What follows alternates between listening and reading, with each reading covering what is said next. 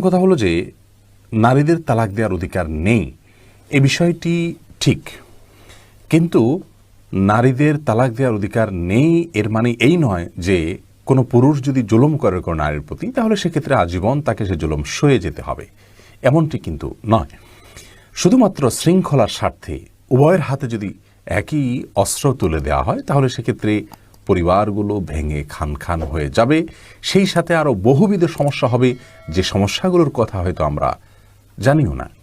এই জন্য রাসূল করিম সাল্লাল্লাহু আলাইহি ওয়াসাল্লাম একটি হাদিস রয়েছে এ প্রসঙ্গে, যে আত-তালাকু বির-রিজালি ওয়াল ইদ্দাতু বিন-নিসা, তালাক মূলত স্বামীগণ তাদের স্ত্রীগণকে প্রদান করবেন।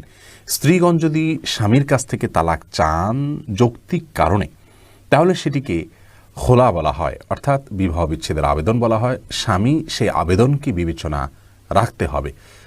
আর যদি স্বামী বিবেচনা না করেন তাহলে সে